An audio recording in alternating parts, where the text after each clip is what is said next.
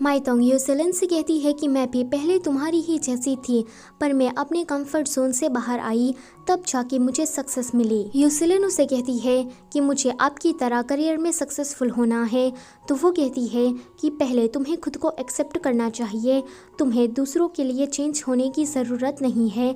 तुम अपने काम के बारे में अपने पेरेंट्स को बताओ, तुम उन्हें ये कहो कि तुम एक फैशन डिज़ाइनर बनना चाहती हो, जो भी तुम करती हो उनकी फ़ोटोज़ उन्हें सेंड करो, ऐसे ही वो तुम्हारे काम को समझेंगे।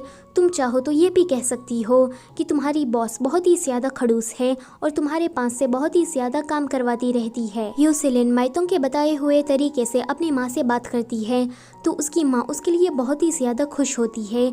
यूसिलिन उसे कहती है कि मुझे प्रमोशन मिला है, अब मैं भी कोई अच्छा सा लड़का ढूंढ लूंगी। ईचवान माइतोंग को कॉल करके कहता है कि आजकल मैं खुद को इम्प्रूव करने में लगा हूँ ताकि जब मैं वापस आऊँ तो तुम्हें मुझे देखकर प्राउड फील हो। माइतोंग उसे कहती है कि आज तो तुम मुझे बहुत ही ज़्यादा खुश नज़र आ रहे हो। तो वो कहता है कि मैं तुमसे पूछना चाहता था कि उस दिन तुमने कहा था कि प्यार करने के लिए तो पूरी ज़िंदगी पड़ी है, तो इसका क्या मतलब है। ये सुनकर वो फिर से उसका कॉल कट कर देती है। ईचवान भी ये देखकर एक स्माइल कर देता है। फिर हमें बताया जाता है कि ईचवान यहाँ पर बहुत ही ज़्यादा स्ट्रगल कर रहा है, उसे खाना भी ठीक टाइम से नहीं मिलता। वो अपनी सारी थकान भगाने के लिए जब माइतोंग को कॉल करता है तो माइतोंग भी सामने थकी हुई थी एंड वो सो चुकी थी। ऐसे में वो दोनों एक दूसरे से बात नहीं कर पाते एंड ऐसा एक बार नहीं लेकिन हर बार होता है। ईचवान उससे बात ही नहीं कर पाता। थोड़े दिनों के बाद सिचुएशन बिल्कुल उल्टी हो जाती है। अब माइतोंग के पास टाइम था लेकिन ईचवान बिजी था। ईचवान को जब टाइम मिलता है तो वो सोचता है कि मुझे उसे कॉल करनी चाहिए, लेकिन फिर कहता है कि माइतोंग अभी काम कर रही होगी तो मुझे उसे डिस्टर्ब नहीं करना चाहिए। फिर जब माइतोंग ईचवान को कॉल करती है तो वो थक के सो गया था। इन दोनों को ही एक दूसरे की याद आ रही थी लेकिन टाइम सही नहीं था। हाउचुन ईचवान से कहता है कि मैं घर बैठे बैठे बोर हो गया हूँ तो मुझे अब काम करना है, तुम मुझे अपनी होटल का लोकेशन सेंड कर दो। ईचवान कहता है कि झूठे, जरूर तुम्हारे पास पैसे खत्म हो गए हैं इसीलिए तुम पैसे मांगने मेरे पास आ रहे हो।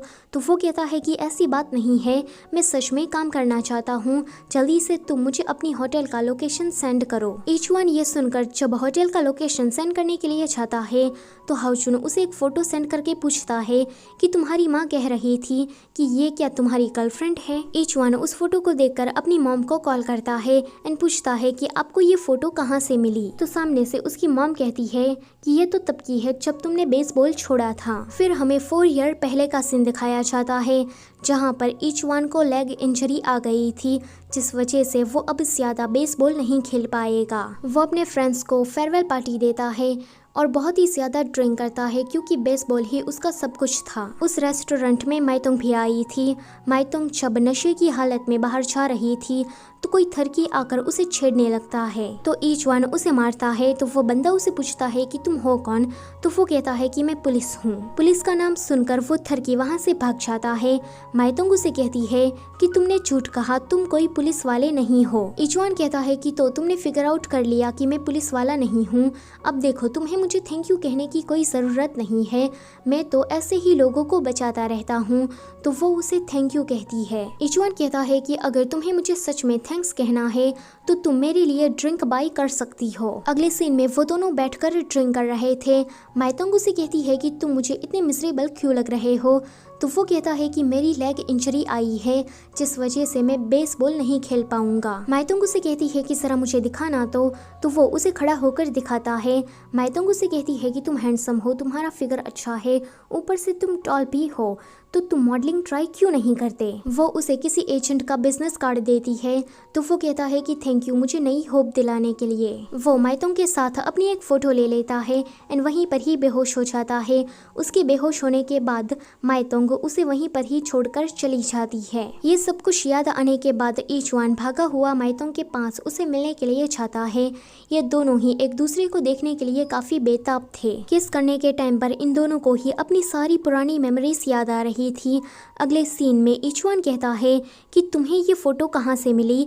तो वो कहती है कि हाउचुन ने मुझे सेंड की और उस फोटो को देखकर रेस्टोरेंट में जो कुछ भी हुआ था 4 साल पहले वो मुझे सब कुछ याद आ गया। ईचवान कहता है कि अगर मुझे पता होता तो मैं उसी दिन तुम्हारा नंबर मांग लेता वो कहती है कि इसे क्या फ़र्क पड़ता है, अभी तो हम साथ हैं ना। वो कहता है कि मेरे पास तुम्हारे लिए एक गुड न्यूज़ है, तिंग तिंग अब रिज़ाइन कर रही है, अब मैं उसकी चंगुलों से आज़ाद हो गया। माइतोंग कहती है कि फिर तो मेरे पास तुम्हारे लिए एक बैड न्यूज़ है, तिंग तिंग मेरी बिजनेस पार्टनर बनने वाली है, अब से मुझे उसके सारे ऑर्डर्स को फॉलो करना होगा।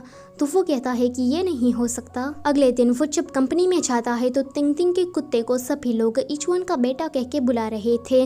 वो जल्दी से इस बुरे सपने से उठ जाता है एंड सोचता है कि अब तो मुझे इस तिंग तिंग नाम की बला से पीछे छुड़ाना ही होगा। वो माइतोंग को प्रपोज करने की सारी तैयारियां कर लेता है। जब माइतोंग वहाँ पर आती है तो वो उसे कहता है कि मैं तुमसे बहुत ही ज़्यादा प्यार करता हूँ।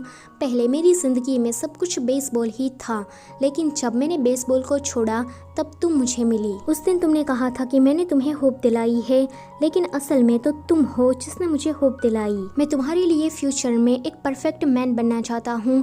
इतना कहकर वो उसे रिंग दिखाते हुए शादी के लिए प्रपोज करता है।